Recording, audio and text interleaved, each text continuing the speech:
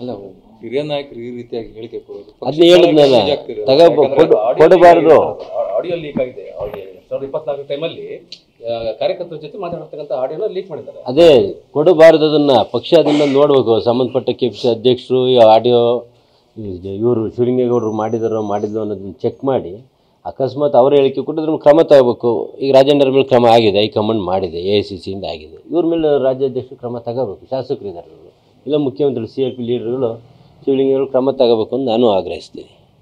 ಕಾಂಗ್ರೆಸ್ ಪಕ್ಷದಲ್ಲಿ ವಾಲ್ಮೀಕಿ ಸಮಾಜಕ್ಕೆ ಅನ್ಯಾಯ ನೋಡಿ, ಯಾರೇ ಇದರಲ್ಲಿ ಜಾತಿ ಅಂತ ಬರಲ್ಲ, ಇದನ್ನ ಜಾತಿಗೆ ತರಬೇಡಿ ದಯಮಾಡಿ ಮೀಡಿಯಾದವರು. BJP ಅದನ್ನೆಲ್ಲ ಆರೋಪ ತರಬಾರ್ದು.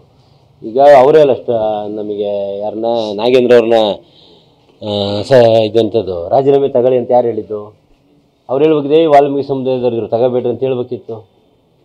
ಅವರೇ ಹೇಳಿ ಈಗ ಎಲ್ಲದನ್ನು ಅವರೇ ಷಡ್ಯಂತ್ರ ಮಾಡಿ ರಾಜಕೀಯ ಬೆರ್ಸಕ್ಕೆ ಹೋದ್ರೆ ತಪ್ಪಾಗ್ತದೆ. ಆಮೇಲೆ ಎಲ್ಲದನ್ನು ಜನ ನೋಡ್ತಾರೆ. ಅವ್ರು ಏನೇ ಹೋರಾಟ ಮಾಡಲಿ, ಏನೇ ಕೂಗಾಡಲಿ, ಸರ್ಕಾರ 140 ಜನದಲ್ಲಿ ಅಧಿಕಾರ ಮಾಡ್ತಾಯಿದ್ದೀವಿ. ಅದೇ ರೀತಿ ಮುಂದುವರಿಸ್ಕೊಂಡು ಮತ್ತೊಮ್ಮೆ ಅಧಿಕಾರದ ಕಡೆ ನಾವು ಹೊರಟಿದ್ದೀವಿ. ಅದನ್ನೆಲ್ಲ ನೋಡಿ ಅವರಲ್ಲಿಗೆ ಸಿಕ್ಕಾಪಟ್ಟೆ ಗೊಂದಲಗಳಿದೆ. ರಾಜ್ಯಾಧ್ಯಕ್ಷರು ನೋಡ್ರಿ, ಅವ್ರಿಗೆ ಒಂದು ರಾಜ್ಯಾಧ್ಯಕ್ಷ ಆಯ್ಕೆ ಮಾಡೋಕ್ಕಾಗ್ತಾಯಿಲ್ಲಪ್ಪ. ಆಯಿತು, ವಿಜಯನಂದೇ ಮುಂದುವರಿಸಲಿ, ಯಾರು ಬೇಡ ಅಂದರು. ಮುಂದುವರ್ಸೋಕ್ಕೂ ರೆಡಿ ಇಲ್ಲ, ಬದಲಾವಣೆ ಮಾಡೋಕ್ಕೂ ರೆಡಿ ಇಲ್ಲ. ಅವ್ರದ್ದೇ ಅವ್ರಿಗೆ 108 ಸಮಸ್ಯೆ. ನಮ್ಮ ಸಮಸ್ಯೆ ಬಗ್ಗೆ ಯಾಕೆ ಮಾತಾಡ್ತಾರೆ?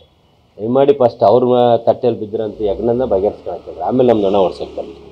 ಈಗ ರಾಜಣ್ಣ ಅವರು ಪಕ್ಷಕ್ಕೆ ಬಂದ್ರೆ BJP ಬಂದರೆ ನಾವು ಸ್ವಾಗತ ಮಾಡ್ತೀವಿ, ನಮ್ಮ ಪಕ್ಷಕ್ಕೆ ಬನ್ನಿ ಅಂತ ಬಿಟ್ಟು ಶ್ರೀರಾಮಲ್ಲಿ ಎಲ್ಲರೂ ಕರೀತಾರೆ. ಈಗ ಯಾರು ಒಬ್ಬರ ಮೇಲೆ ಸಿಟ್ಟಾಗಿದ್ದಾರೆ ಅಂತ ಇನ್ನೊಬ್ಬರು ಶತ್ರು ಮಿತ್ರ ಅಂತ, ಆ ರೀತಿ ಒಂದು ವ್ಯವಸ್ಥೆ ಇರ್ತದೆ. ಅವರು ಎಲ್ಲ ಪಕ್ಷ ಶಿಸ್ತಿನ ಸಿಪಾಯಿ ರಾಜಣ್ಣ ಅವರೆಲ್ಲ ಪಕ್ಷ ಬಿಡೋ ಮಾತು ಆಡಿಲ್ಲ, ಪಕ್ಷ ಬಿಡೋ ಮಾತು ಇಲ್ಲ. ನಮ್ಮ ಪಕ್ಷದಲ್ಲೇ ಇರ್ತಾರೆ. ಆಗಿರೋಂಥ ಸಮಸ್ಯೆಗೆ ಪರಿಹಾರ ಏನು, ಎಲ್ಲಾಗಿದೆ ತಪ್ಪು ಅನ್ನೋದು ಸರಿ ಮಾಡ್ಕೊಂಡು ಮುಂದಿನ ದಿನಗಳಲ್ಲಿ ಮತ್ತೆ ನಮ್ಮ ಜೊತೆಗೆ ಮುಂದುವರಿತಾರೆ.